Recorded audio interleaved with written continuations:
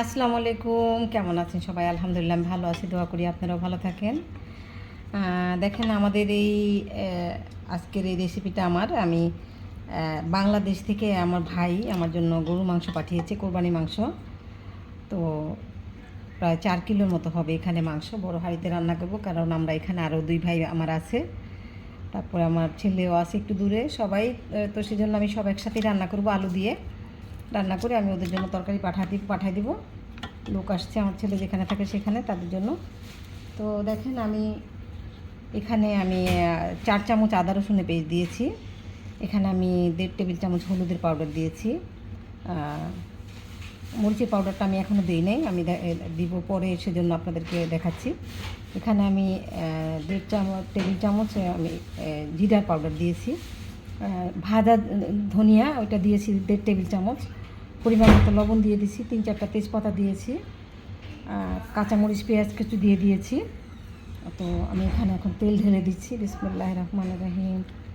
যেহেতু এটা বাংলাদেশ থেকে আনা মাংস, তার উপরে আবার এটা দেশি গরু ছিল, ভাই বললো মাংসটা নাকি অনেক ভালো হয়েছে, আবার তেলও ছিল মোটামুটি।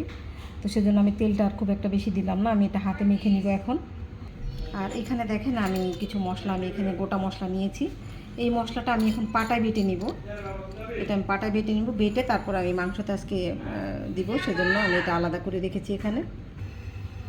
দেখুন আজকে যে স্পেশাল হচ্ছে মশলা, সেটা হচ্ছে আমি ওই যে বাটা মশলাটা দিব, গরম মশলাটা।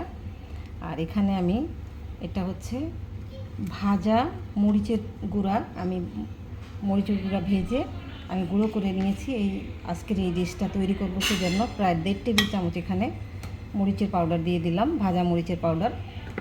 আর ভাজা ধনিয়ার পাউডার দিয়েছি। এখানে আমি আধা টেবিল চামচ লাল মরিচের গুঁড়ো দিয়ে দিলাম। আমি এটা মেখে নিচ্ছি এখন। দেখুন আমি মশলাটা আমি মেখে নিয়েছি, কি সুন্দর একটা কালার এসেছে দেখেন, মাশাআল্লাহ। আমি একটু পানি দিব, বড় কাপের 1 কাপ পানি দিলাম। কিছুক্ষণ ঢেকে রাখবো আমি 10-15 মিনিট, তারপরে আমি এটা চুলায় বসিয়ে দেব।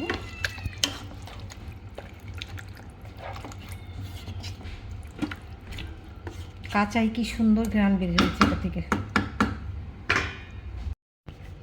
দেখুন আমি 10 মিনিট হয়ে গেছে, 10 থেকে 15 মিনিট হয়ে গেছে। আমি চুলাটা জ্বালিয়ে দিচ্ছি। বিসমিল্লাহির রহমানির রহিম। চুলাটা জ্বালিয়ে দিলাম। দেখুন আমি এখানে এই মশলাটা বেটে নিলাম। দারচিনি, এলাচি, লং, গোলমরিচ, কাবাব চিনি, একটু শাহি জিরা, একটু জয়ফল, এইগুলো সব একসাথে আমি বেটে নিলাম। কি জন্য জয়ফলটা একটু দিলাম, কারণ এটা দেশি মাংস, তো দেশি গরুর মাংসটা একটু শক্ত, আমাদের দেশের গরু তো এমনিতেই মাংসটা একটু শক্ত থাকে, সেজন্য আমি একটু জয়ফলও আমি এটার সাথে বেটে নিলাম। তো আর একটু বাটতে হবে আমার, বেটে আমি এটা দিয়ে দিব এখন। দেখুন মশলাটা বাটা হয়ে গেছে আমার, মাংসটার মধ্যে দিয়ে দিচ্ছি। আমি এখন আলুটা দিইনি, মাংস আমার আরও সিদ্ধ হবে, তখন আমি আলু দিব।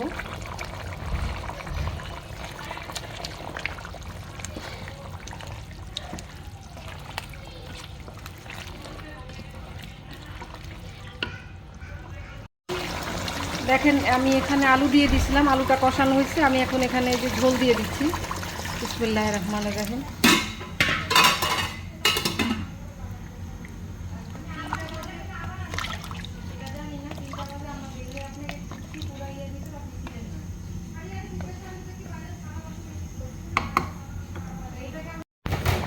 দেখুন মাংস তরকারিটা হয়ে গেছে আমার, চুলাটা বন্ধ করে দিচ্ছি। একটু ঝোল থাকবে, মাখা মাখা, এই ঝোলটা আলুর ঝোল আর একটু টেনে যাবে। চুলা বন্ধ করে দিয়েছি। কেমন হলো আজকে আমার এই দেশি গরু মাংস রান্নাটা? ভালো লাগলে অবশ্যই লাইক শেয়ার করবেন, কমেন্ট করে জানাবেন। আল্লাহ হাফেজ, আসসালামু আলাইকুম।